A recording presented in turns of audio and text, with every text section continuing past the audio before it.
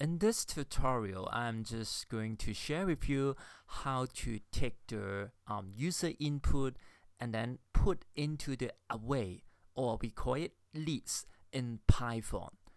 Taking user input in the Python program is extremely important because sometimes we need to ask for the user to input something, and then we can use the data for further operations. So I will just show you a really simple example using some for loop to demonstrate how to take the user input step by step. Okay, so first of all, we need to create an empty list. So we define the variable list of inputs. Okay, if you don't know how a list how to operate a list or how to use a list, I have another tutorials you can just take for a reference. Okay, so now you can see I've defined a variable list of inputs, and then I will ask for the user how many items are you going to input into the list, and that's how we learn how to accept the user input. So first of all, I define a variable called number of items and equal to input function. Okay, the input function actually is used to take the user input, and inside the input function we can write some string or some like a test to asking the user how to input or what are you going to input. So I ask how many number of brand names are you going to input. Okay, and then you will see the input will be pop out in the console after I run the program. I will show you a little bit later. But remember that when we use the input function, the data type of the user input are always string. Okay? I assume that you have already learned what is the data type in Python. We have string, we have integer, we have float, we have boolean, okay, a lot of different kind of data type. But remember that the input always taken the string. And that's why I need to convert the string into integer by the function int, the integer conversion function, which convert the string into an integer, and I store it into the number of items. Next, I define the for loop. Okay, I use the keyword for and then variable x in something. Okay, I just define in the number of items. Remember that actually I just write something wrong, but I just want to demonstrate to you so that you know I made some mistake in this program, and I will correct it. I will show you step by step, but just continue with this program. I define the brand name, okay, because I'm asking for the user to input some brand names. So I will need to take their input one by one. So I just define the brand name again equal to the input function, and then I ask for please input a car brand name. So in this example, we are trying to collect some car brand name like BMW, Tesla, or whatever you want to input. You can just follow and try the example I'm just going to demonstrate in your PyCharm or different kind of IDE. And next, I will append the brand name into the list. I will use the function append.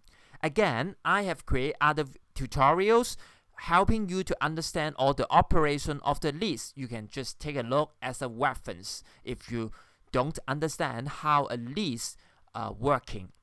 So after I define a list of inputs, append the brand name into the list. I will use a if conditional checking to check if the variable x is equal to the number of items, because if x is equal to the number of items, that means all the input have been input to the list, and I can break the for loop. Finally, I just print out the list using a print function. I will just type print and then just put the variable, the list variable into the print so that I can see how many items user input into the list. So I just copy, okay, just copy the list of input variable and put it into the print function, and so that you can see what actually user input into the function. Alright, so we can run and then we can still see the questions pop out, and then I type 4, the error come out. As I mentioned before, I have made a little bit mistake in the program. Why? Because I didn't use the range function. Remember, if you use the for loop, you need to use the range function to avoid some error occur. The range function defined start from 0 to the number of items, and so that it can iterate one by one. And now I input 4 as the input, so I expect user will input 4 car brand name. So the first one is BMW, second one is Audi, and the third one is Benz, and the final one should be like a Honda. Okay, so after I input 4 brand name and then I print out the list, you can see now the list contain all the user inputs, BMW or Audi, Benz, and Honda. Alright, so these simple examples just shows you how to use for loop to accept user input. Alright, so I hope you understand well, and you can try to do the same things in your program. But now I'm going to show you an alternative example. Except using for loop for this taking user input into the array, actually we can use another way by the while loop. Okay, the while loop actually working quite similar to the for loop, but there are some little bit difference in the while loop, and I will show you right now. But before that, I will comment all the code before so that it won't be get mastered, and run again the above example. So now I define the variable list of input again. It is an empty list, nothing inside the list. And next, I will try to use the while keyword, okay? And then I will say while true, okay? Remember the semicolon. And then we need to define the list of inputs. And again, append something, okay? Similar to those I just demonstrate in the for loop example.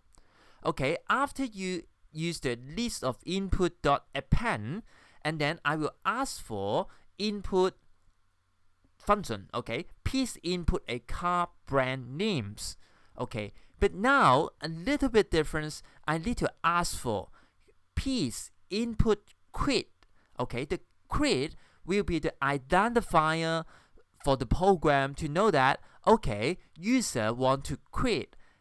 That means user don't want to input anything more in the program.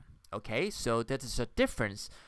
Because the for loop, I need to first input how many items, but now I will use the keyword quit to identify if the user want to quit the program. Okay, so now you can see, but I want to make it more clear. I will try to just take it out so that you can see it more clearly. I will define a user input variable to take the input, and I just clear the append and just put the user input variable into the append function. Okay, so and then in the while loop, I will use again the if conditional tracking to see if the user input is equal to quit, so that I know I need to break the while loop function. again, remember to can you see I have put a little but here.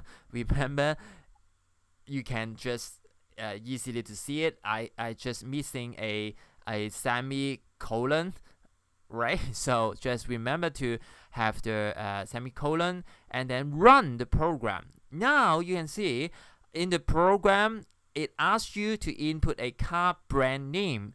So I input Audi, and the second input I input BMW, and then input Honda, and then Toyota, and then one more maybe Ford. Okay, maybe one more input Tesla. Okay, so I can actually no, the Benz. Okay, and then the Tesla. Actually, I can keep input a lot of, but you can see the last input when I input the quit, and then I quit the program. But you can see there is a little but here. I hope you can solve it by yourself, how to exclude the quit into the list function.